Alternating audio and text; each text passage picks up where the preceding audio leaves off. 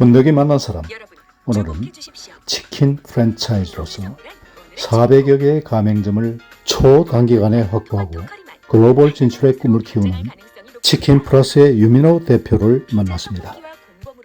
직원이 행복해야 나라가 행복하다는 행복 경영의 신념을 실천하며 치킨 플러스 가맹점 사장님들을 무한한 자부심과 자긍심을 갖는 당당한 사업가로 키워보겠다는 야심찬 청년 사업가입니다. 회사 이름도 주식회사 돕는 사람들입니다. 그의 철학, 그의 비전, 부부야, 부부. 그의 꿈을 함께 만나보시겠습니다. 정말로 우리나라 좋은 나라거든. 기억하시겠습니까? 얼마 전에 조선호텔에서 인터뷰했던 김지현 씨입니다. 김지현 씨의 소개로 유민호 대표를 알았기에 함께 왔습니다. 대배교와 서리도 반갑게 맞아줍니다. 동행한 김지현 씨에게 촬영을 부탁드렸습니다. 우선 저의 이야기로 인터뷰를 시작합니다. 그동안 여러분들을 인터뷰하면서 편집하는 과정에서 느꼈던 것은 쓸데없는 사족이나 쓸데없는 자막, 이런 것들이 인터뷰의 본질을 훼손할 수 있다는 점이었습니다. 그래서 오늘은 그런 부분들은 최소화하고 대화 자체에 집중하기로 했습니다. 네. 이제 유 대표 말씀을 하시더라고. 내가 오늘 한번 쫙 집안일 하면서 틀어놓고 계속 한번 들어봤어. 예전에 제가 딴데 네. 참고가 되잖아. 네. 됐어요. 지금 내가 볼 때는 치킨집은 뭐 퇴직하신 분들은 무조건 치킨집이 작업 일순이라고 그러는데 거의 다 망하잖아. 근데 내가 봤을 때 아주 티피컬한 레드오션이에요, 그게. 근데 어떻게 거기서 그렇게 성공을 할 수 있었는지. 물론 뭐 여러 가지가 있어요. 아까 말씀하신 성공 요인 중에 뭐 남하고 달라야 된다, 남이 원하는 걸 해줘야 된다. 그거 다 있지만 누가 그거 모르나?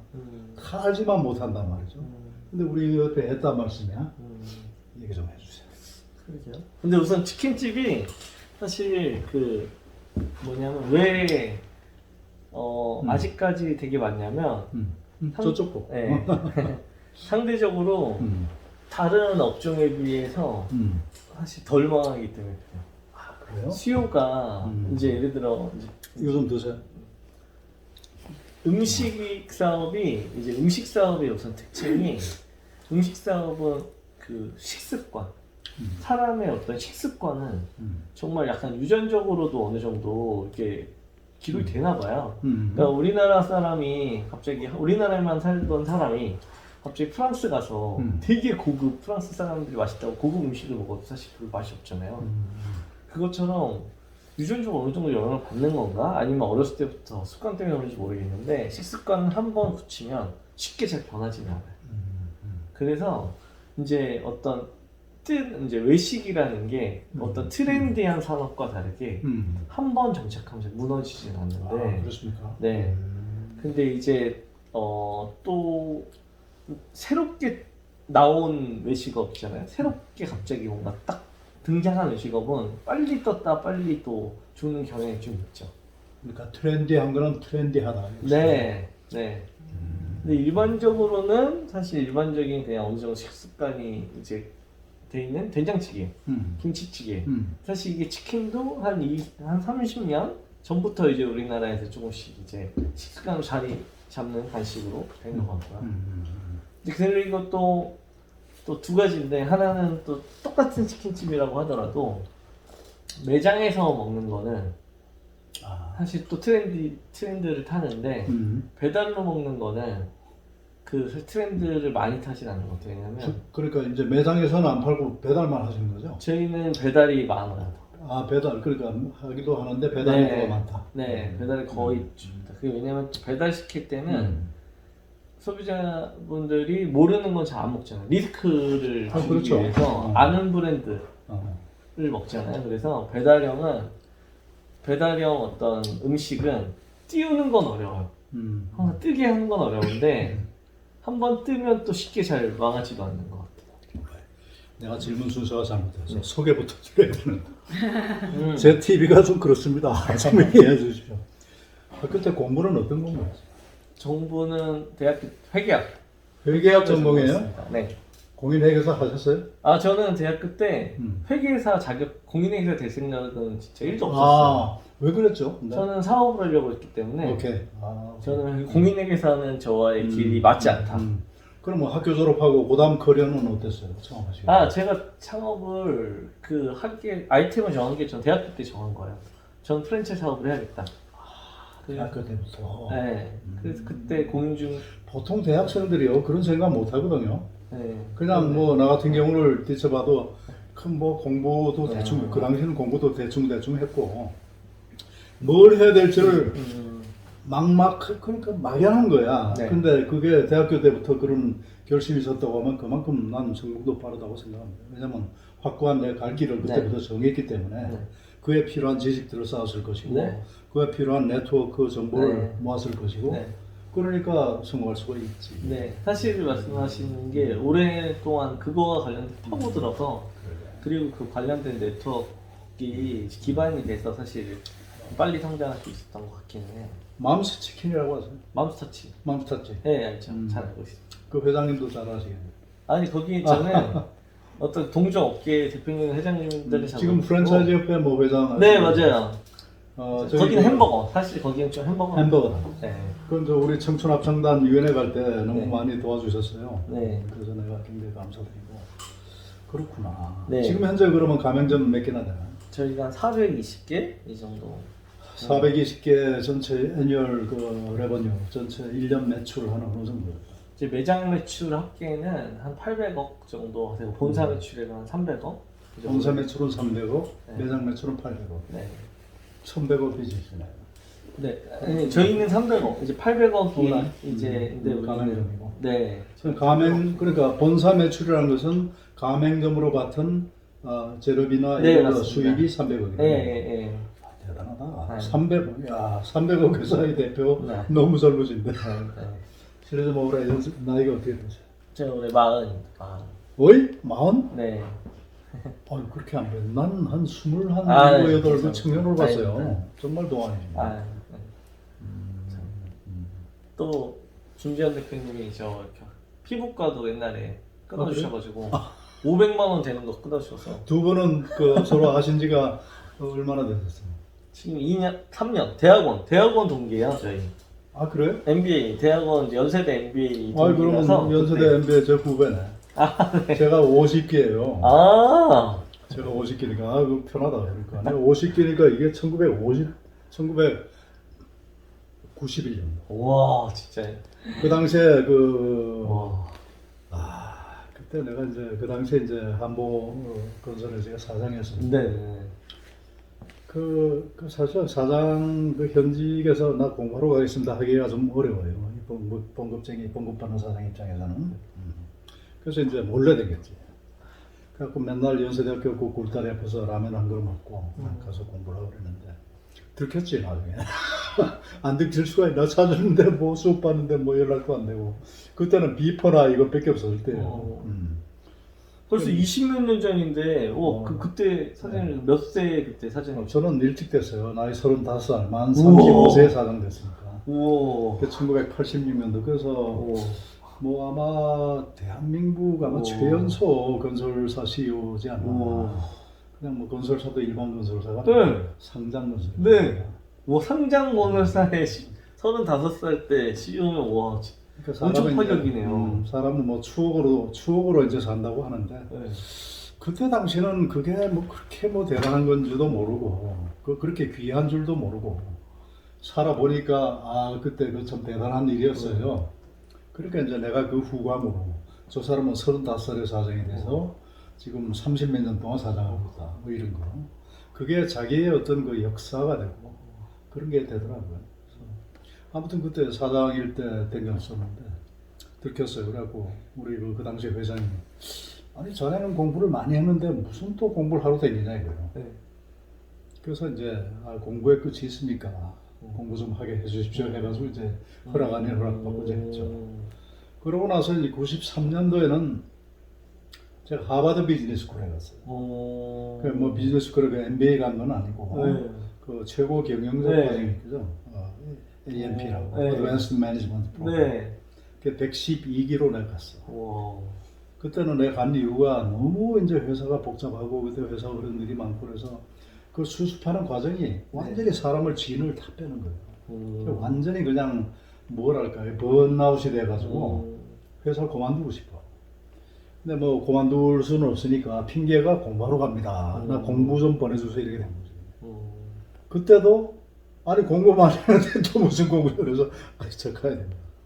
그래서 사실은 놀러 머리 좀 식히고 이제 가려고 골프채 다 싸가지고 가서 골프나 치겠다고 갔는데 결론적으로 얘기하면요 골프채 풀어보지도 못했어요. 더 빡세. 와 완전히 사람을 완전히 진짜 빡세게 적었는데 공부를 안 할 수가 없게 만들어. 하버드 교육의 그 특징이죠. 소위 말하는 케이스 스타디라고 하는데 그거를 패밀리 그룹을 한 12명을 만들어 가지고 전체 112명, 129명인가 그런데 10개 정도로 만들어요. 네. 그래갖고 예를 들어서 이것이 뭐 여러 피낸셜 매니지먼트, 뭐 생산 관리, 뭐 여러 모듈이 있잖아요. 마케팅, 뭐 인사 관리 다 있는데 과제를 내준단 말이에요. 그래갖고 퀘스천을 해주는데 저 방 사람들끼리 토론해가지고 결론을 가져오라. 그럼 아침에 일어나서 10명이서 토론을 해. 예를 들어서 뭐 그 당시에 마이크로소프트 없지, IBM 같은 회사가 큰 회사인데 인도에 공장을 짓는데 투자를 하느냐 마느냐, 네.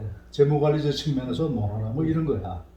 그러면 나는 좋다, 나는 투자한다 그러면 왜 넌 투자를 하려고 그러냐. 그 토론 문화가 잘 돼 있잖아. 그러니까 거기에서 내가 그래도 아시아의 한국의 대표인데 입도 뻥끗 못하면 이게 무슨 망신이냐 이 말이야. 그러니까 밤새도록 읽을 수밖에 없어요 머티리얼을. 그래도 입이라도 한번 뻥끗하려고. 그래서 거기서 나온 결론이 있으면 다른 패밀리로 확 섞어버려. 그 너희 패밀리에서는 이런 결론 났는데 왜 그렇게 냈니? 그럼 또 설명해. 공부 안 했어. 그래서 뭐 그런 좋은 기억이 있어요. 재밌네요. 아니, 나중에 한번 진짜 거기.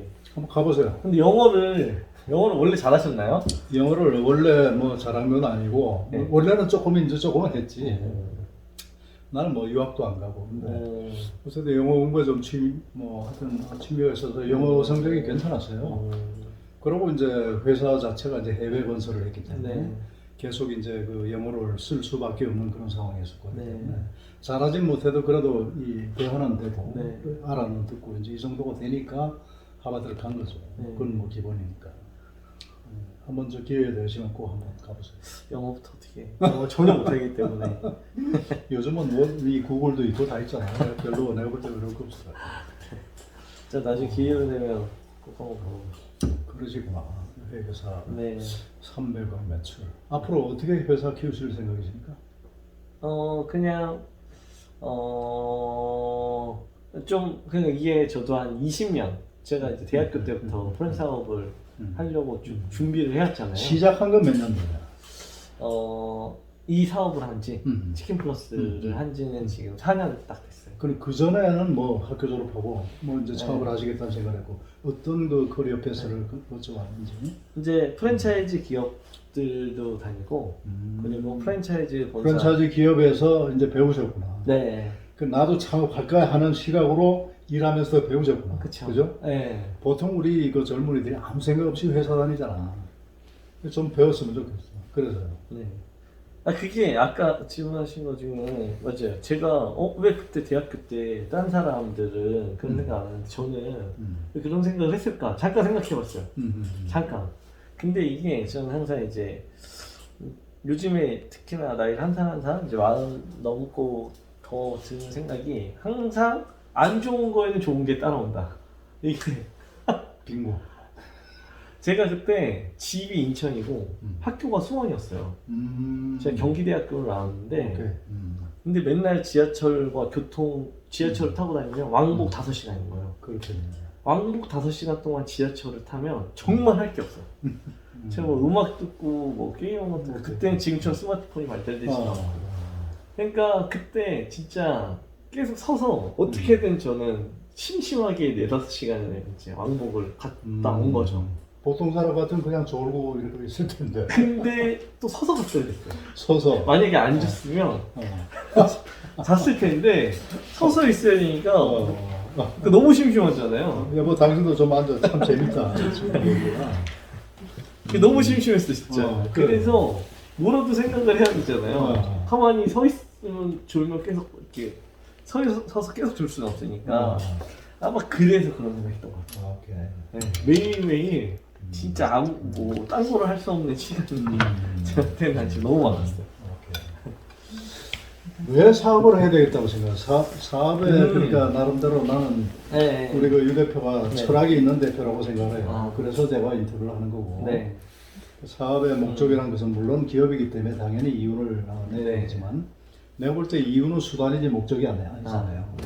뭐를 원하세요? 사업을 해서. 지금하고 그때는 좀 다른데 음.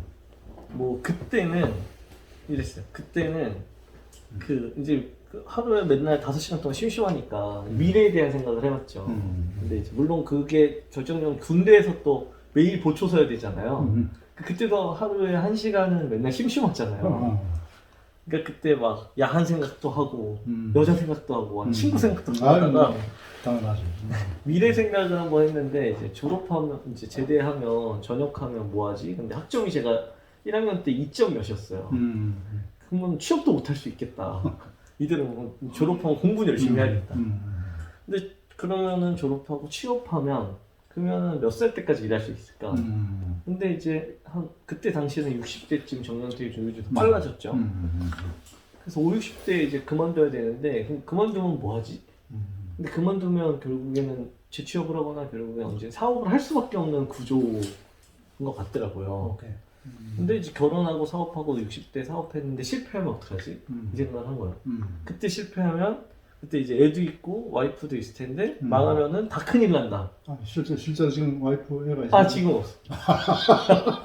그때 당시 그래서 제가 당시에 생각이 사업은 무조건 빨리 해야 된다. 결혼하기 전에 사업한다 했어요. 아, 오케이. 결혼하기 전에 사업을 해서 실패를 하든 성공을 하든 결혼하기 전에 사업해서 만약에 실패를 하면 재취업을 하면 돼. 나이가 어리니까 재취업이 가능할 거고 오케이. 만약에 실패를 하더라도 그 경험을 살려서 다시 사업을 하면 성공률이 높을 것 같다. 근데 만약에 실패해서 결혼을 하면 안정을 추구하면 그대로 꼭 이제 우선 직장생활 하다가 나중에 할 수도 있는 거고 그래서 사업은 무조건 빨리 해야 된다 이 생각을 하고 뭘 할까를 찾은 거예요. 그럼 그 다음에 뭘 할까를 찾은 저 돈이 많지 않으니까 집도 돈이 많지 않으니까 제일 적은 돈으로 회사를 크게 키울 수 있는 게 뭘까? 그게 프랜차이즈였어요. 아, 맥도날드가 이제 현재도 시가총액 몇백 조 되는 것처럼 한국에 그런 회사를 만들면 좋겠다 이런 생각을 했었죠. 근데 한번 프랜차이즈 컨설팅 회사를 차리고 망했어요.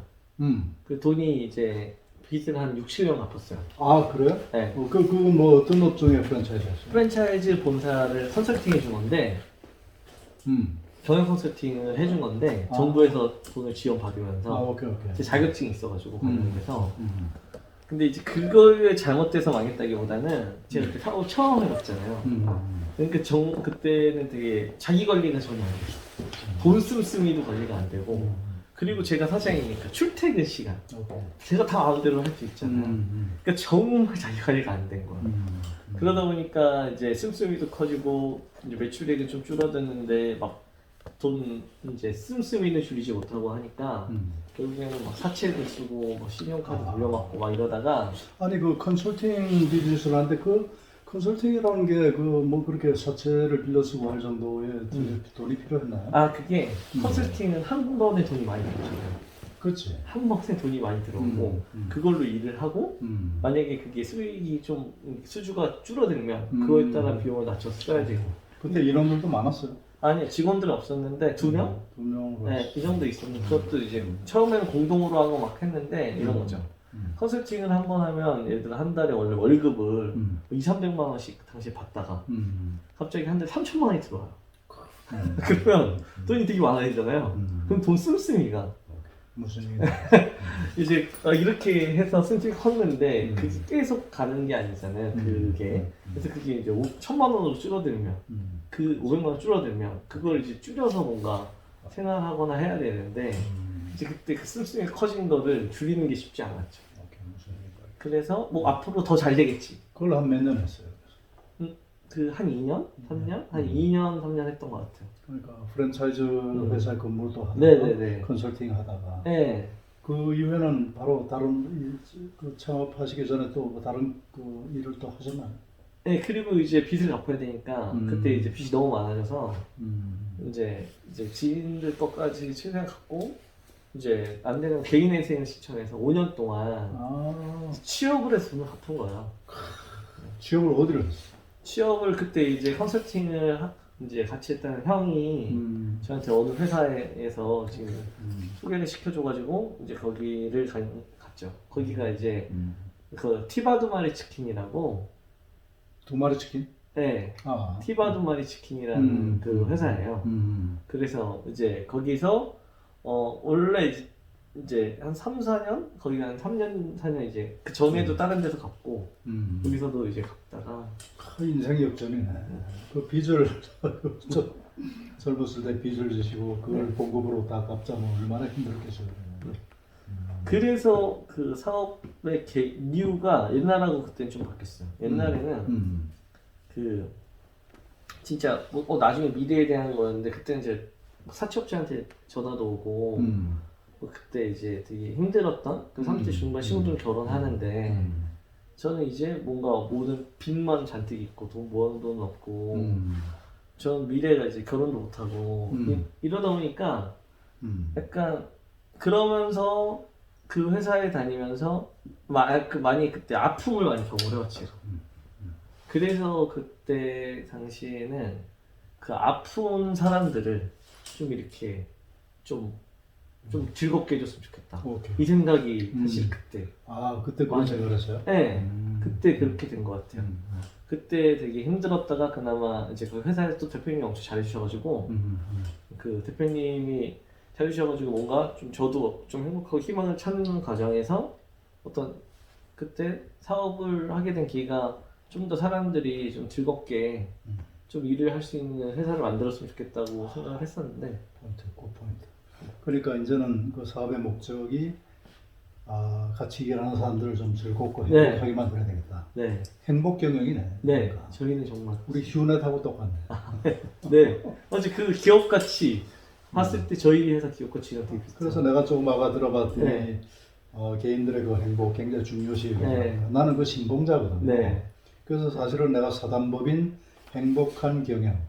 내가 이사장이에요. 그 뭐냐면 행복한 경영. 그러니까 직원들이 행복하면 나라가 행복하다. 네, 네. 이 신념을 갖고 있는 네. CEO들을 배출하는 행복한 경영대학이라고 있어요. 우리가 지금 한 350명 배출시켰거든요. 왜냐하면 내 신념이 아무리 밑에 직원이나 임원이나 또는 급여를 받는 사장이 그렇게 하고 싶어도 네.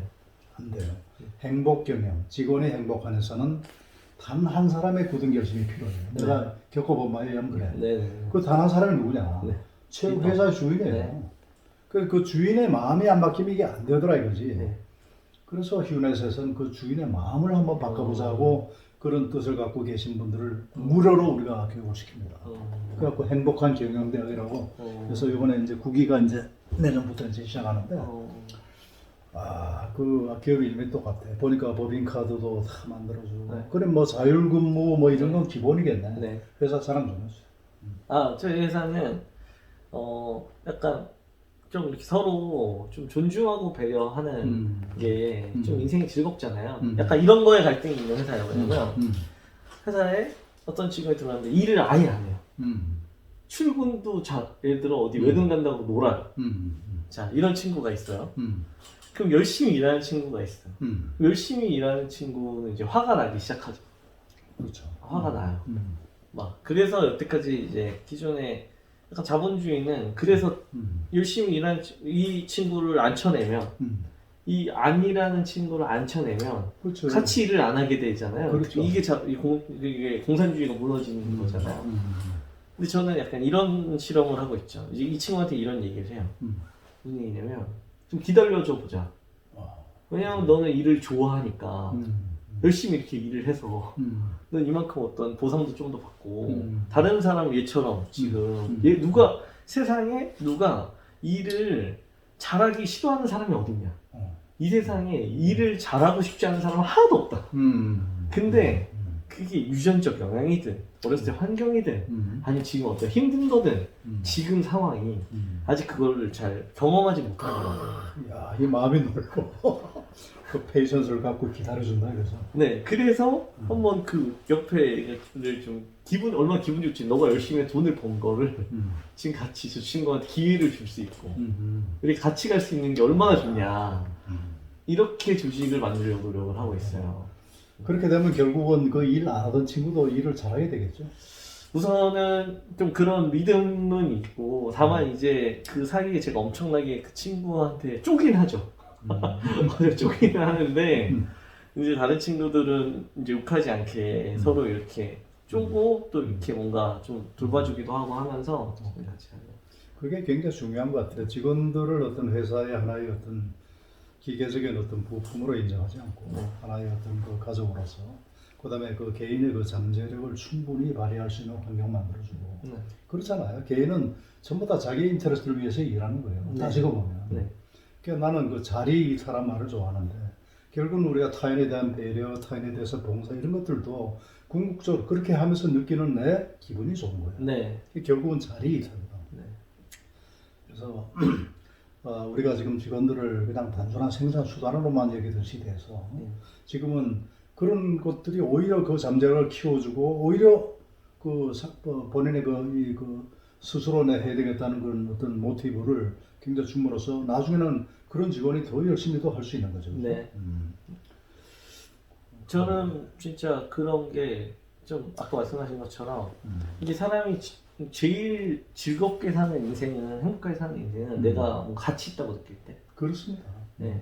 근데 그거를 내가 돈을 벌어서 그걸로 막 이쁘고 좋은 걸 시장에서도 가치 있게 느낄 수 있지만 다른 사람을 이렇게 뭔가 내가 피해가면서까지 돕는 건 힘들 수 있는데 나한테도 이익이 되면 다른 사람을 도울 때 이게 제일 좋은 것 같아서. 지금 직원이 몇 명이죠? 저희가 지금 본사는 한 30명 정도 되고요. 20명 정도 되고 공장이 한 10몇 명. 그러면 뭐 한 40명? 네, 베트남 직원이 한 20명? 20명 정도. 그러면 한 60명 정도 네. 60명이 지금 300원 매출을 한다. 네. 60명이 사람이거든. 네. 내가 살아보니까 이 세상에서 가장 강한 사람은 돈이 많은 사람도 아니고 권력이 많은 사람도 아니에요. 사람의 마음을 넣는 사람이에요. 그게 이제 한문에도 보면 득도 다소란 말이거든. 사람의 마음을 넣는 사람이 가장 강한 사람이거든. 사람의 마음은 어떻게 얻느냐. 내가 볼 때 우리 유 대표는 그런 공부를 하셨나. 아니면은 태생적으로 그 공감 능력이 뛰어나서 뭐 때문에 우리가 사느냐. 기본적인 질문. 행복하기 위해서다. 직업과 일터는 그 우리의 삶의 중요한 부분이다. 그러니까 직업으로서 아니면 그 직장이 행복하지 못하면 우리 삶의 대부분이 행복하지 못한 것이다. 그럼 어떻게 만들 것이냐. 그거죠. 그렇게 어떤 화두를 딱 던지면 방법이 나온다. 그러니까 뭐 사람은 성취감으로서 일을 하고 인정받는 그런 욕구도 있고 그렇잖아요. 그래서 그런 것들을 잘 그 배를 해주시는 것 같아요. 그게 내가 봤을 때는 그 좋은 그 성공연이 되는 것 같고. 예를 들어서 거기에서 지금 이 어떻게 생각하세요? 만약 그 있는 직원 중에서 누가 나 나가서 저 프랜차이즈 치킨집 하겠다. 하나 열어주세요. 그러면 어떻게 합니까? 저희는 가맹점 사장님도 그렇고 직원도 그렇고 저희는 나가면 다 도와드려요. 닭도 싸게 가맹 사장님이 나가서 본사 하고 싶다. 다 싸게 구매할 수 있게끔 옆에서 도와드리고 본사 직원들도 저는 그냥 계속 오랫동안 다니고 싶다고 하는 친구들한테도 그만둬라. 왜냐면 회사가 아직 성장하고 있는데 우산이 될 수 있을 때 그만둬서 도전하라는 거예요. 실패를 하면 우리가 다시 받아줄 수가 있으니까 우리가 성장할 때 그러니까 직원들을 실제로 그 배려를 해주는 거예요. 보통 사람들 같으면 야 내가 봉급 주는데 걱정 말고 넌 내 일만 해 이거지. 그만둔다 그러면 배신자라고 그러고 결코 이제 우리가 그렇게 생각해서는 안 될 시대가 됐어요. 나도 저때 호텔에 근무할 때 보면 직원들은 호텔리어들은 이 호텔 저 호텔로 옮겨가요. 그러면 예를 들어서 우리 아코 호텔에 있다가 인터컨티넨탈 가는 친구도, 메리엇 가는 친구도, 힐튼 가는 친구도 있고 그런데 분위기가 야 저거 우리 회사 떠나가지고 버리고 간다 배신자다 그런 분위기가 좀 있었어요. 그때 제가 뭐라 하냐면 절대로 그렇게 생각하지 마라. 우리 애들이 여기서 있다가 나가가지고 더 큰 물에서 아니면 우리가 모르는 어떤 다른 분야에서 공부해가지고 다시 오면 되잖느냐. 유학 보냈다고 생각하라. 우리 돈 하나도 안 들이고. 그 마인드를 그렇게 가지면 되는 겁니다. 그래서 이제 뭐 그 이후에 분위기가 좀 이제 바뀌기도 했는데요. 아, 그 회사 직원들 참 그 행복하겠네. 이게 근데 저는 뭐 이렇게 행복하다고 해도 직원들을 제가 또 쪼개는 엄청 짜요. 일로는 정말 제가 엄청 쪼기 때문에 그거의 스트레스도 사실 일로 쫀다는 게 사실 이런 거예요. 일로 쫄 때 그 다른 사람 아까 다른 사람을 돕기보다 회사 이익을 추구할 때 쪼는 거예요. 그러니까 그런 것들이 그런 거 제가 이제 아니 가만있어 잠깐. 다른 네. 사람을 돕는 것보단 회사 이익을 추구할 때 쫀다. 네. 무슨 저는 얘기예요? 그럴 때 엄청 쪼죠. 예를 들어 오. 어떤 거래를 할 때 어떤 거래처랑 거래를 할 때 상대방한테 뭔가 도움을 주고 우리가 그거에 맞는 이익을 취하고 그래야 서로 좋은 관계가 유지되는데 조직에 있다 보면 이게 로열티 당해져서인지 아니 뭔지 모르겠는데 상대방보다는 우선 내 이익을 회사 이익을 중심으로 하기 때문에 자꾸 거래처랑 갈등이 생기고. 야, 그 대단한 분이시네. 원래 보통 그 사장들이 회사를 위해서 일을 하라고 하잖아요. 그런데 그거는 정말 진짜 내가 봤을 때는 그 굉장히 그 철학이 있는 그런 얘기거든요. 난 무슨 얘기인지 금방 알아요. 내가 이제 한때는 내가 나이 35살에 사장이 되려면 얼마나 열심히 일을 네. 했겠습니까? 물론 운도 있죠. 내가 중동 건설 현장에 나이 34살 때 내가 나갔어요. 거기가 우리 그룹으로 볼 땐 최대의 현장이고 그 현장이 망가지면은 그룹 전체가 위험할 정도로 그 정도로 큰 현장인데 안 돼. 공사가 안 되는 거야. 프로젝트 7개가 안 돼. 그래서 이 사람 시켜보다가 저 사람 시켜보다가 결국은 제가 불려나갔어요. 그때 일찍 승진해서 34살에 전무가 되긴 했어요. 빨랐지거든. 그러니까 내가 마지막 타자로 나간 거예요, 사실은. 근데 어쨌든 내가 2년 반 만에 뭐 그 얘기하자면 뭐 며칠 밤도 할 정도로 좀 길지만 어쨌든 성공을 했어요. 성공을 해서 이제 돌아왔는데 중요한 얘기가 전부 다 이제 내가 뭐 일을 이제 하다 보면 건설이라는 것은 종합 예술이고 엄청난 그 섭 컨트랙터 밴더들하고 맨날 그 계약을 어떻게 잘 관리하느냐 네. 이거 문제잖아요. 그 계약 협상을 할 때 나는 협상을 참 잘했어요. 협상을 잘했다고 사장이 된지도 몰라. 근데 상대방을 완전히 묵사발 낼 정도로 일방적으로 내가 그 계약을 해서 그런 계약을 따와요. 그러려면 미리 충분히 검토하고 모든 경우를 전부 다 난 미리 스터디하고 계약서 드래프트도 절대로 그 사람한테 내가 계약서 드래프트를 만들고 뭐 그런 노력들을 해요. 네. 그런데 나중에 그래서 내가 참 잘하는 건 줄 알았거든. 나중에 깨닫고 보니까 상대방을 일방적으로 묵사발 내고 한 계약이 오래 못 가더라 이 말이에요. 그게 바보 아니잖아 상대방이. 나중에 보니까 이게 당했다 하는 생각 들면 계약을 안 지키는데 무슨 소용이 있느냐. 네. 더군다나 건설 현장은 공사 일하다가 한 사람이 아니 나 안 해 그러고 네. 그럼 계약으로 법률적으로 이걸 응징하고 하려면 시간 걸리는데 당장 공사해야 되는데 엄청난 데미지가 들어요. 그때 느낀 것이 상대방을 배려해야 되는 거야. 나 혼자 잘났다고 나 혼자 다 먹겠다고 생각하면 결국은 아무것도 못 먹는구나. 근데 그 철학을 우리 유 대표는 지금 하는 거예요. 그러니까 남을 이롭게 함으로써 스스로 이롭게 된다. 그러니까 남을 돕는 거를 먼저 해라. 이 가맹점 아저씨 사장님들이 잘 될 수 있도록 그래 도와줘라. 그러면 자연적으로 거기에 따른 저거는 돌아온다. 이제 이런 철학을 갖고 계십니다. 근데 그게 좀 이거예요. 그 돌아온다. 사실 그런 얘기조차 직원들 하지 말라고 해요. 왜냐면 그 이번에 저희가 가족 친화 기업 인증을 받았어요. 근데 거기에 이제 보도자료 배포가 돼서 그걸 봤는데 밑에 이제 그렇게 써 있더라고. 이제 제가 그런 얘기를 안 했는데 제가 그런 얘기를 했다고 써 있어서 제가 홍보로 그러냐면 가족 친화 기업이 되면 앞으로 회사가 더 성장하고 이렇기 때문에 앞으로 복지를 더 할 예정이다. 그래서 불러서 얘기했죠.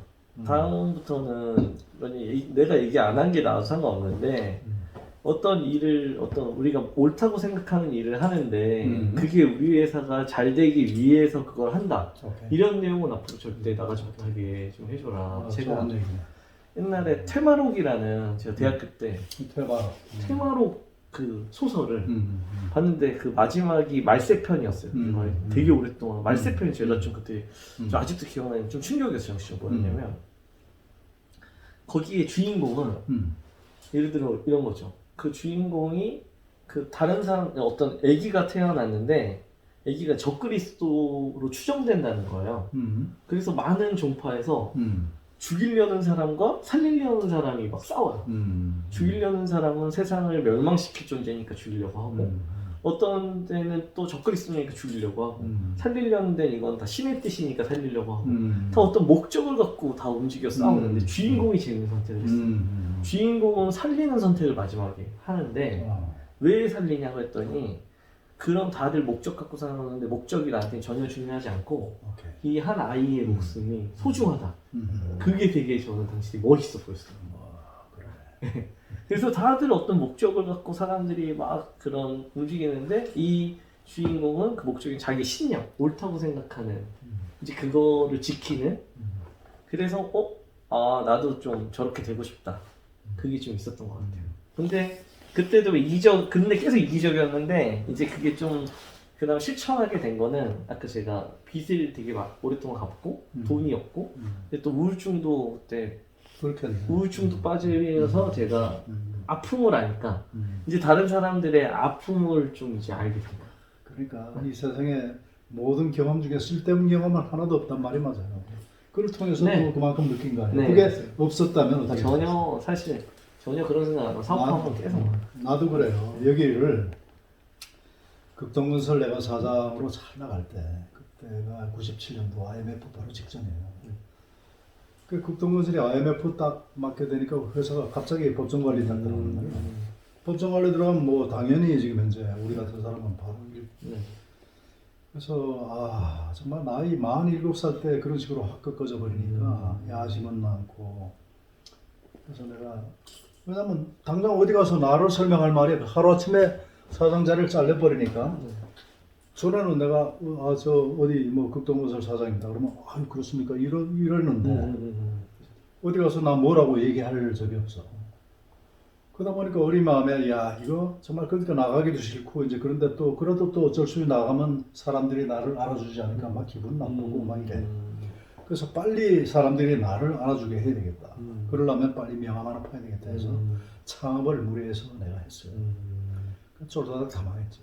그러니까 봉급쟁이 하다가 창업해서 내 돈 들어가는 거 망한 거하고는 기분이 틀려요. 기분이. 네. 그래서 이제 나는 이제 세상도 싫고 그래서 여기를 들어온 겁니다. 오. 여기 들어와서 혼자 3년을 내 있었어요. 그때는 이런 게 어디 있어? 아무것도 없어. 그냥 수세식 저기에다 그냥 물 길러 먹고 촛불 켜고 그런 과정이 한 3년 있었거든요. 오래되셨네요. 그럼 여기서 됐죠. 여기 20년 됐어요.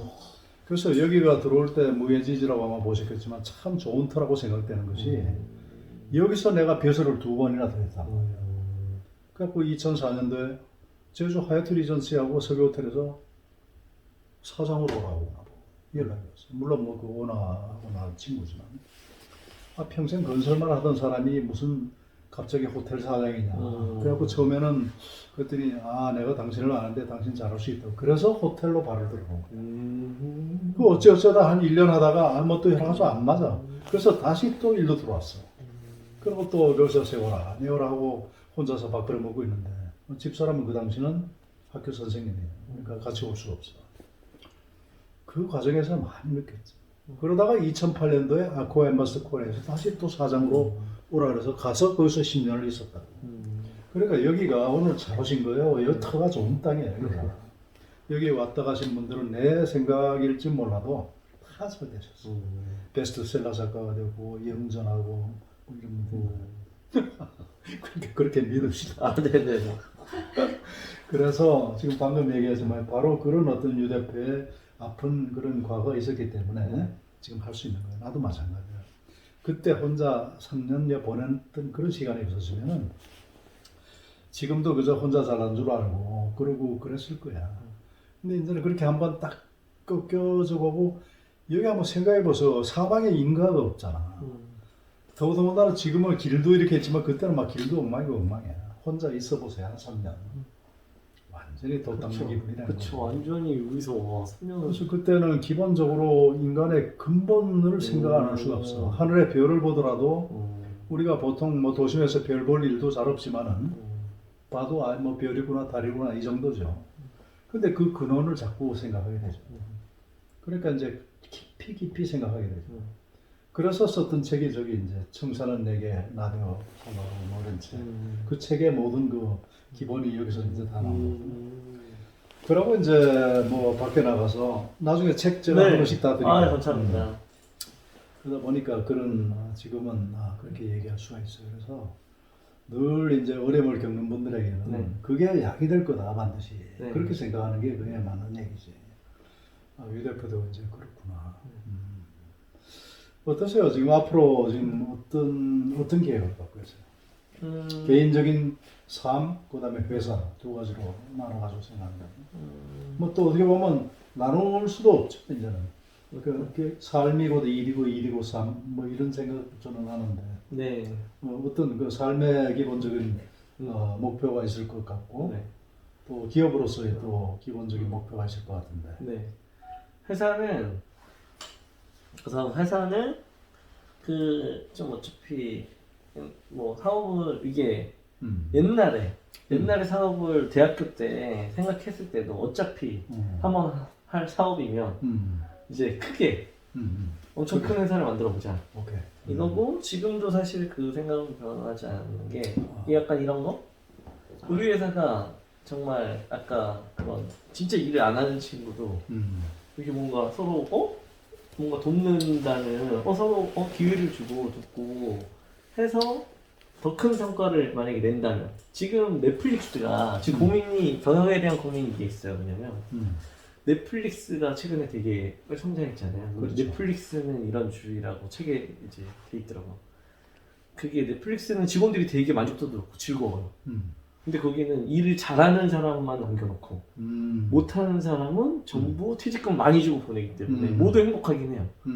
왜냐하면 못하는 사람들 자존감에 상처는 있지만 많은 퇴직금을 받아 나가서 불만은 덜해. 근데 남아있는 사람들은 잘하는 사람들끼리 으쌰으쌰 열심히 하는 사람들끼리 모이니까 또 행복도가 높아요. 그러니까 엄청 큰 회사인데 저희는 그렇지 않잖아요. 못하는 친구들도 그냥 어찌 공사주처럼 오케이. 약간 이런데 과연 그래서 이게 가치관에서 고민이 있어요. 경영에 대해서 과연 어떻게 갈까. 근데 지금도 저는 한번 다른 문화의 기업을 만들어보자. 넷플릭스처럼 못하는 사람을 자르는 게 아니라 정말 기다려주고 네, 한번 열심히 일하는 사람이 돕는다는 생각으로 뿌듯한 그냥 남을 돕고 같이 할 때 즐거움을 이렇게 해서 회사가 이제 엄청나게 크게 되는 회사. 저는 현재 그러니까 이런 거죠. 여러 이제 소중한 일이 모여 있으면 사실은 일을 잘 안 하는 친구. 네. 그 열심히 일하는 사람 입장에서 봤을 때는 그냥 편승한 거지. 네. 그 회사에 저걸 갖다가 비용을 갖다가 축내고 이제 그런 느낌이 드는데. 네. 언젠가는 이 친구도 제대로 잘할 것이다. 네. 그러니까 다른 구성원들도 네. 그런 똑같은 마음을 가지고 페이션스를 가지고 네. 오히려 도와주면서 네. 다 같이 성장하는 거죠. 이게 네. 이제 목표인 거죠. 네네네. 그게 이제 경영학 교과서를 새로 써야 될 것 같아. 인사관리. 그게 왜 그러냐면 이제 제가 이제 왜 그러냐면 그 지금 코로나 사태도 그렇지만 이제 옛날에 IMF 코로나 뭐 리범 사태 이게 지금 여행사들은 다 엄청나게 힘들잖아요. 이게 열심히 일을 못해서 그런 게 아니잖아요. 그렇지. 내일은 진짜 저는 오케이. 무슨 일이 발생할지 아무도 모른다. 이게 정말 지각 변동이 될지 핵전쟁이 날지 누가 알겠어요. 내일 무슨 일이 발생할지. 다만 내일 무슨 일이 발생할지 모르는데 오늘 가장 행복한 삶은 내일 목적, 내일 1년 뒤, 10년 뒤에 뭐를 이루기 위해 내가 내 거 이렇게 하는 것보다 오늘 같이 있는 사람들 서로 돕고 배려하고 좀 즐겁게 사는 게 내일 당장 코로나가 터져서 회사가 힘들어져도 같이 있는 사람들끼리 그래 우리는 그래 다 서로 이렇게 그렇게 우리는 정말 즐거웠어. 약간 이렇게 되는 게 가장 행복한 삶인 것 같아서 이제 그거를 하려고. 내일의 꿈은 있지만 내일 꿈보다 훨씬 중요한 거는 오늘의 좀 즐거움이라고 생각이 들어서. 맞아. 내가 생각할 때 행복이라는 것은 유보되거나 저축되어서 배가 되는 것이 아니다. 이게 나의 워딩인데 바로 지금 행복해. 네. 그죠? 네. 지금 그러면은 지금 여러 가지로 이제 그다음에 개인적으로는 어떤 그 삶의 목표가 있습니까? 어떤 삶이기를 원합니까? 근데 그게 이제 어차피 제가 제일 꿈꾸는 건 그건데 이제 결혼. 이제 결혼을 내년에 이제 하거든요. 아, 여자친구 지금 있으시고? 네, 결혼 준비 지금 오케이. 열심히 하는데 이제 그러다 보니까 이제 이게 원래는 저는 정말 일과 개인 삶이 거의 거의 똑같았던 사람인데 이제 새로운 어떤 가정이 꾸려지면 이제 또 그럴 수가 없잖아요. 그래서 이제는 이걸 어떻게 잘 양쪽을 더 그러니까 이거 정말 잘해야 돼요. 잘 못하면은 많이 불편해. 그래서 그 부분에 대해서는 이제 내가 또 네. 말씀드리니까 함께 또 따로 이거 잘하시면 돼요. 내가 볼 때는 함께 또 따로 이 철학은 꼭 부부관계뿐만 아니고 이 세상의 모든 인간관계가 다 함께 또 따로예요. 그러니까 부부라는 것은 서로가 사랑해. 그래서 함께 해요. 그러면 사실은 함께 100% 함께 하는 것이 맞다고 생각할지 몰라도 그럴 수 없는 게 우리 현실이에요. 그러니까 내가 결혼 주례사도 가끔 쓰는데 하는 얘기가 부부는 일심동체라고 얘기하지만 결코 일심동체가 아니고 가장 완벽한 이심이체다. 이거를 인정하는 순간 여러분들은 새로운 지평이 열립니다. 그러니까 사랑하는 것이 내가 늘 같이 있어야 된다고 생각하는 거. 왜 그 칼 지브란의 그 시에도 있어요. 나무가 너무 촘촘히 있으면 숲이 자라지 못해. 따라서 나무의 간격을 두면서 그 사이로 이 자유로운 영혼의 바람이 싹 이렇게 흘러가게 하라. 이제 이런 구절이 있거든. 그래서 함께 할 수 있는 부분을 많이 늘리세요. 따로 할 수 있는 부분은 도와주세요, 서로. 그게 내가 봤을 때는 좋은 부부관계의 원칙이라고 생각합니다. 나중에 꼭 새기세요. 그래서 내가 결혼 42년차야. 되게 좋은 것 같아요. 함께 있는 시간을 늘리되 따로 하는 거는 도와줘라. 그게 상대방이 그러니까 보면 다 개성이 틀려요. 뭘 할 때 행복할까 이거를 관찰하고 그 행복하도록 도와주는 거. 넌 왜 이게 행복하냐 이렇게 따지지 말라는 거예요. 그러니까 나 같은 경우는 우리 집 사람은 어떨 때 행복하냐고 내가 봤더니 여행할 때가 가장 행복해. 여행 보내주는 거예요. 1년에 2차례 보통 갔다 오면 막 21박 22일 뭐 20으로 가요. 배낭에. 그걸 내가 20년째 지금 그 학교 방학 때마다 이제 보내주는 거예요. 처음에는 짜증나지. 왜냐면 생각할 때는 그때 나도 바쁠 때고 이제 우리 어머니 우리 4대가 같이 살던 집인데 우리 가족들이 생각하는 집사람의 방학은 어떤 의미냐면 그동안 그 학교 간다고 집안일을 열심히 안 했으니까 집안일을 도와주는 시간이라고 생각했고 집사람은 달라. 나는 열심히 일했으니까 놀고 쉬는 시간으로 생각해. 이게 갈등이에요. 그래갖고 어떤 때는 막 이번에도 또 가야 된다고 하면 내가 막 짜증내고 화내고 막 이러는데도 결국은 가고 이제 이러면 또 뭐 하여튼 이제 그런 관계가 계속되다 보니 어느 날 내가 생각해봤어. 내가 도대체 왜 이러나? 왜 이렇게 불편해야 되냐? 내 생각 하나만 바꾸면 이게 되는 거다 하고 생각을 했지. 그때부터는 과감하게 밀어주고 오히려 우리 어머니하고 밥 먹을 때도 뭐 환전은 이렇게 했다, 뭐 또 여권은 뭐 이렇게 했다. 그래갖고 바람을 내가 먼저 잡아서. 그럼 우리 어머니가 얘 또 가냐 그래요. 아유, 얘 또 와야 됩니다. 우리 어머니도 참 훌륭하신 분이죠. 저기 소원집이라고 책이 있지만 내가 나중에 한번 드릴게요. 훌륭한 분인데. 그러다 보니까 그게 루틴이 된 거예요. 그리고 이건 다시 말하면 뭐냐면은 가면 좀 불편하게 돼. 그렇지만 뭐 많이 불편하지도 않아요. 뭐 아침 저녁 그 당시에는 우리 어머니 계셨으니까 전혀 문제 없고 요즘도 사실 이제 가는데 아주머니 오시고 또 보통 밖에 나가서 밥 먹잖아. 전혀 불편할 게 없어요. 내가 조금만 불편하면 상대방을 행복해 주시는 거예요. 그 뜻은 다시 말하면 무슨 얘기냐면 나도 내가 하고 싶은 일이 있어. 하면 행복한 일이 있어. 예를 들어서 그러니까 그런 일을 할 때 당신도 나를 도와달라. 그래서 이게 만들어진 거예요. 안 그랬으면 택도 없는 얘기야. 여러분 한번 생각해 보세요. 남편이 이거 한다고 돈이 나와요, 뭐가 나와요? 아무것도 안 나오는데 없는 돈에다 여기다 갖다가 저 하면 누가 좋아합니까? 그러나 이제 그런 거를 다 서로가 좋아하는 거예요. 그러니까 이제는 뭐 이렇게 만들어놓으니까 가끔 오면 좋잖아. 그러니까 그렇게 하는 거예요. 이렇게 함께 또 따로 잊혀라, 잊지 마시고 그렇게 하면 좋습니다. 유 대표는 앞으로 내가 좀 자주 좀 연락 좀 하고 봐.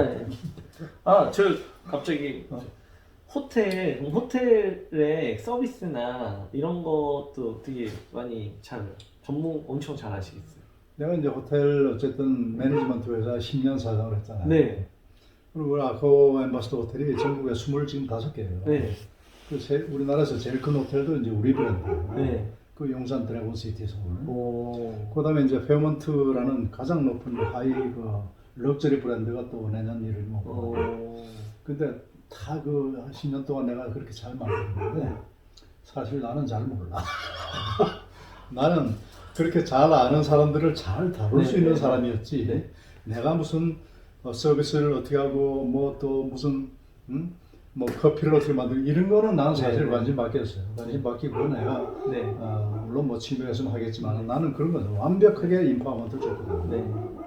그래서 그 디테일은 모르지만은 잘 아는 사람을 내가 잘 알아. 그러니까 뭐 필요한 거 있으면 얘기하고. 나중에 진짜 저희 고문 왜냐면 저희가 아무리 배달용 치킨이지만 배달용 치킨에 뭔가 호텔의 그 서비스의 최고는 호텔이잖아요. 최고지. 네, 그런 것들을 접목할 수 있는 요소들이 좀 있으면 좋겠다는 생각 옛날부터 했는데 전 지식이 없으니까. 오케이, 그러면은 내가 자 그럼 도와줄게요. 도와주고 나는 유 대표가 참 마음에 드네. 마음에 들고 우선 기본적으로 이 비즈니스 마인드 그다음에 직원들의 그 행복 그 경영의 어떤 그 철학이 마음에 드는 거예요. 뭐 사실 여러 사람들 많이 만나지만은 뭐 물론 그분들도 뭐 그 어떤 나름대로 뜻이니까 내가 보기에 그저 이윤 추구에만 근거하시는 분들이 많아요. 그래서 이윤 추구로 하다 보니까 잃어버리는 것들이 너무나 많은데 이런 것들은 돈으로 다 살 수 있다고 생각하시는 분들이 너무 많은데 내가 봤을 때 돈으로 살 수 없는 가치들이 분명히 있거든요. 그래서 그런 분들을 보다가 이제 우리 유 대표 같은 분들은 아직은 뭐 젊은 분인데 우리나라 정말 장래가 밝다. 나 그렇게 생각해. 내가 도와드릴 테니까 고문합시다. 박수 쳐야 되나? 네, 이렇게 해서 제가 회사를 뭐죠? 주식에 돕는 사람들. 주식회사 돕는 사람을 돕기로 했습니다. 약 1시간에 걸쳤던 인터뷰가 끝나고 자연스럽게 식사 자리로 이어졌습니다.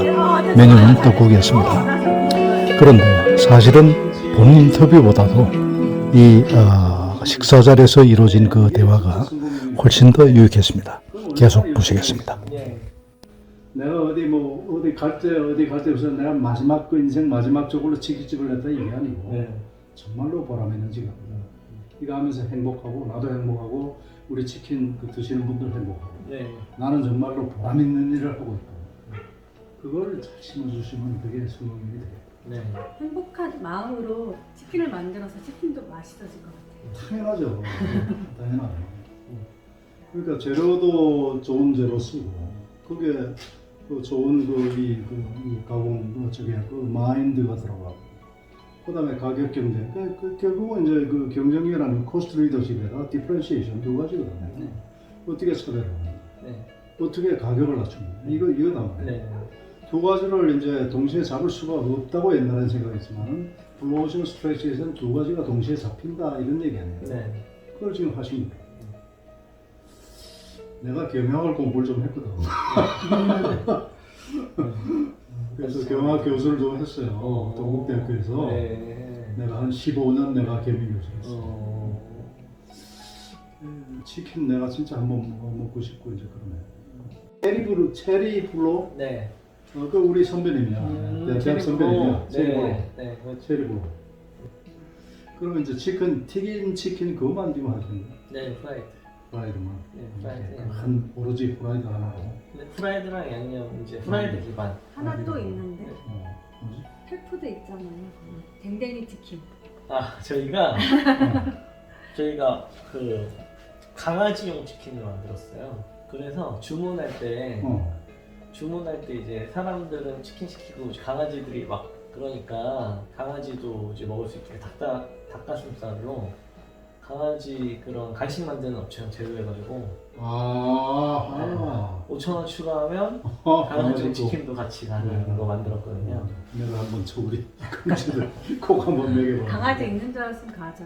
모양도 너무 예쁘고 강아지들이 근데 그게 지금 거의 없애고 있어요. 왜냐면 그게 잘 팔렸는데 그 배달행주 요즘 어플로 주문 많이 하잖아요. 배달행주 요금. 근데 갑자기 배달행주에서 그거 빼라고 한 거예요. 왜? 그래서 그거 왜 빼냐고 했더니 사람들 음식 먹는데 강아지 음식 먹어서 강아지 음식이긴 한데 닭가슴살로만 만들어져서 사람이 먹어도 무해한 그 강아지용 간식이다. 그래서 그건 상관없고 빼라고 해서 그걸 뺐더니 지금 이제 안 나가죠. 그래서 그냥 지금 하여튼 뭐 여기 그 오늘 이제 둘러보셨으니까 뭐 잘 활용을 하세요. 활용할 게 있으면. 그러니까 여기가 뭐 무슨 너무 예뻐. 호텔이나 무슨 콘도처럼 그렇게 모든 시설이 완비된 데는 아니지만 그런 데는 식상하잖아요. 네. 여기는 이렇게 좀 불편한 게 그게 차별점이야. 그 그쵸? 기억에 남아. 네. 여기 와서 이제 고기 꺼 먹고 사실 그렇지. 밖에서 그런 게 엄청 좋고. 저 아까 저 보셨지만 거기 고기 구워 먹으면 진짜 고기도 네. 맛있고. 제일 인상 깊은 게 책 읽는 오두막. 네. 책 읽는 오두막. 너무 예뻐요. 네. 별 보면서 책. 그러니까 이제 독서당이라고 이름해서 독서당. 네. 독서당이라고 이름해서 여름 독서당은 온두막이고 겨울 독서당은 이제 저쪽 그 남방이 돼 있어요. 근데 독서당이 크면은 이 산만해서 싼데 침실과 책 읽는 데는 조그만 데가 좋아요. 그러니까 저기 딱 두 사람 들어가. 그다음에 네. 내가 자는 방도 딱 한 두 평? 그 정도. 그 잠이 잘 오고. 그러면 이제 여기에 쭉 보시면은 이 온 사방이 산이잖아요. 네. 내가 지금 계획이 뭐냐면 이게 뭐 여러 가지 뭐 여건이 맞아야 되겠지만 저 계곡 주변으로 책을 읽을 수 있는 장소. 그 계곡에다 발을 담그고 좋다. 책을 볼 수 있는 장소. 네. 그 다음에 책을 한 줄 읽고 감명 깊은 구절이 있으면은 한 줄을 읽고 반나절을 명상할 수 있는 장소. 오, 좋아요. 이거를 내가 만들려고 해요. 그러니까 나도 꿈이 있는 거야 이게. 그 꿈이 옛날에는 막 젊을 때는 확 해가지고 뭐 몇 년이나 얘기했었지만 지금은 그런 생각 안 하고 그저 되는 대로 살아보면은 내가 어떤 의도를 가지고 러시한 일은 거의 대부분 실패하거나 아니면 후회할 때. 근데 그게 아니고 여유를 가지고 천천히 가다가 그런 목적도 없어. 근데 어떻게든 하다 보니까 이렇게 된 거예요. 이런 것들은 다 남고 좋아. 우리 산막이 그렇고 청춘 합창단이 그래요. 합창단이 합창단도 처음에 할 때는 이런 합창단을 만들 그런 저거는 없었어요. 네. 그저 우리끼리 좀 더 열심히 하고 뭔가 좀 사회에 좀 일하지 않은 합창단이 되자 했던 것이 오늘날 됐거든요. 아, 근데 그 합창단이 카네기홀에서 노래 부르신 그렇습니다. 거예요? 내가 저 영상 그 보내준 거는 오스트리아 그라츠에서 우리가 그 크리스마스 날 그 성가를 불렀더라고요. 핸델, 난 뭐 무식해가지고 핸델의 뭔지도 모르는데 뭐 하여튼 할렐루야 하는데 그걸 오스트리아 합창단, 연합 합창단, 스테파네오라서 정말 좋아요. 그다음에 거기서 또 I Believe 이거 불렀고, 그다음 바바예추라고 아프리카 찬송가예요. 그것도 불렀고, 그걸 어저께 딱 편집해가지고 딱 올렸더니 뭐 60반. 너무 예쁘고 카네기홀에서는 뭐 부르셨어요? 카네기홀에서는 한 10곡 정도 불렀어요. 네. 거긴 뭐 I Believe도 불렀고, 그다음에 뭐또 새야 새야 파란새 그 노래도 불렀고, 아르람도 불렀고, My Way도 불렀고, 그 유엔에 갔었지, 오스트리아 그라치 갔었지, 그다음에 우즈베키스탄 공연 갔었지, 카네기홀 갔었지. 내년은 지금 블라디보스토크 지금 공연이 계획이 돼 있어요. 블라디보스토크 쪽으로. 그래서 한번 뭐 유 대표 오시면 우리 청춘 합창단 한번 그 레퍼런스를 한번 쭉 한번 보시고. 하여튼 뭐 내가 이제 그 회사 이제 공무로 이제 가게 됐으니까 서로 좋은 일 많이 있겠지. 너무나 그 시니어 합창단 무슨 훌륭하신 분들이고 세계에서 가장 노래 잘하는 신예 학생들 많아요. 자, 멋져요. 글로벌 전략은 어때요? 저희가 내가 사실은 네. 그 인터내셔널 매니지먼트를 전공한 사람이니까 국제 경영을. 그래서 내가 묻는 거야. 네. 자, 프랜차이즈. 오케이, 지금 400여 간. 네. 자, 이제 국내. 네. 결국은 이건 양의 시장이기도 하고. 네. 세계로 어떻게 나간다. 네. 자, 그 전략. 그 부분에선 내가 좀 도와줄 게 좀 많은 것 같아. 네. 지금 이제 하고 있는 거랑 고민하고 있는 게 하고 있는 거는 지금 베트남에는 저희가 직접 투자했어요. 오케이. 그래서 매장이 지금 한 30개? 베트남에 30개? 호치민에만 거의 한 30개 있어요. 내가 봤을 때 한국이 이게 테스트 베드거든. 네. 한국에서 먹히면 동남아는 무조건 먹히게 돼 있습니다. 네. 이게 원래 이제 프랜차이즈 해외 진출이 좀 쉬운 게 마스터 프랜차이즈 로열티 계약을 맺어서 투자비가 별로 안 들거든요. 그래서 사실 해외 진출 그러면 쉽긴 한데 마스터 프랜차이즈가 있어요? 네. 베트남에? 베트남은 직접 투자한 거예요. 아, 왜 직접 베트남을 직접 투자했냐면 지금 한국에 있는 치킨 브랜드들이 해외 나가서 성공한 게 별로 없어요. 근데 그게 이제 마스 프랜차이즈로 계약해서 이제 나가는데 뭐 직접 투자한 것도 있지만 근데 저희가 마스 프랜차이즈를 계약할 때 뭔가 한국이 아닌 다른 국가에서도 성공해야 우리 말을 따를 것 같았던 거예요. 그 룰을. 그래서 무조건 우리가 한국 아닌 시장에서도 성공을 해야 말빨이 먹힌다. 레퍼런스를 만드는구나. 네. 그럼 베트남 지금 성공할 것 같아요. 네, 그래도 조금씩 성장하고 있어서 그럼 그거를 레퍼런스로 해서 다른 데도 똑같은 직접 투자 방식을 하겠다. 아니 그걸 갖고 이제 마스 프랜차이즈를 저희가 그래서 그 두 개를 매뉴얼화시켜서 해외에서 이제 마스 프랜차이즈 동시에 이제 하는 거고 지금 계약이 돼 있는 데는 지금 미국, 뉴욕, 뉴저지 쪽이랑 지금 캐나다 그리고 지금 일본 그리고 인도네시아 한 이 정도? 4-5개 말레이시아 지금 매장 5개 있고요. 글로벌 컴퍼니가 곧 되겠다.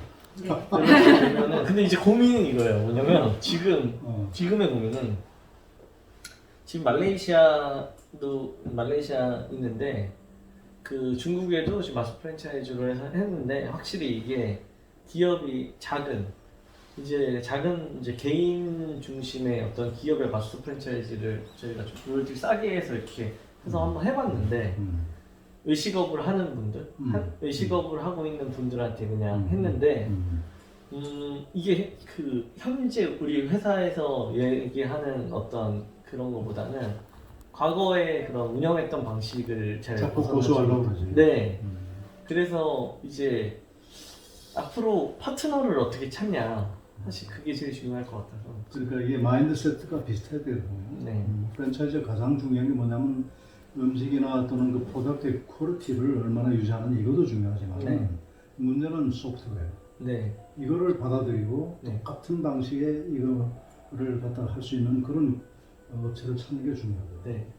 그래서 올해 이제 하려고 하는 거 내년 초에 하고 싶은 게 우리 회사가 이제 시작할 때부터 지금까지 어떤 스토리를 책 읽기 편하게 투자를 어떻게 받았고 매출액을 어떻게 높였고 두 번째로 뭐냐면 교육. 네. 굉장히 중요하거든요. 네. 그저 만드셔야 돼요. 네. 만들어가지고 전주들, 네. 마스터 프랜차이즈 네. 전부 다 그 불러가지고 아주 집중적으로 교육을 시켜야 됩니다. 네. 그리고 이 어떤 룰을 갖다가 제대로 이행 안 할 때는 바로 탈퇴시킨다 뭐 이런 네. 적도 있어요. 그래갖고 그게 유지가 되는 거예요. 네. 그러려면 결국은 그 어떤 그 매뉴얼이나 어떤 네. 포맷이 완비되어 있어야 되거든요. 네. 그런 부분은 한번 우리 휴넷이 교육 전문 기업이니까 네. 그거랑 같이 한번 공동 개발도 한번 해보고 네. 그렇게 하면 좋을 것 같아요. 왜냐면 교육이 그렇게 중요해요. 네. 이제 사람들은 다 틀려. 그러니까 뭐 가맹점이 난 뭐 돈만 벌면 돼 하는 사람들이 거의 대부분일 거단 말이죠. 네. 그러니까 그런 어떤 똑같은 어떤 그 이 마인드셋을 갖게 하기는 이게 쉽지가 않거든요. 네. 그게 중요할 것 같네요. 책을 누구 좀 작가 괜찮은 그 이야기를 좀 이렇게 스토리텔링으로 해서 네. 그걸 읽게 해도 좋은 방법이죠. 네. 그리고 해주는 분 혹시 작가분 누구 있으시면 소개시켜 주시면. 아, 예, 뭐 그건 내가 좀 말하고. 네. 뭐 부자 쓰는 분이 너무 많으니까. 네. 다음 주에 내가 조이스 박이라고 네. 정말로 회피력 뛰어난 영문 학교주가 있어요. 오. 조이스 박이라고. 오. 영어로 쓸 수 있어요. 오, 오, 그럼 좋다, 좋죠. 좋다. 한국어 영어로 같이 하면. 네, 근데 좋아요. 내가 볼 때 보통 그 수준이 아니에요. 그러니까 영어를 가르치는 사람을 가르치는 여자. 그 너무 비싸지 않아요? 아니야. 제 돈이 내가 저 만들어줄게. 네. 오랜 시간 기억이 없는 인터뷰였습니다. 인터뷰라기보다는 큰형과 막내 동생 간의 대화 같은 그러한 인터뷰였습니다.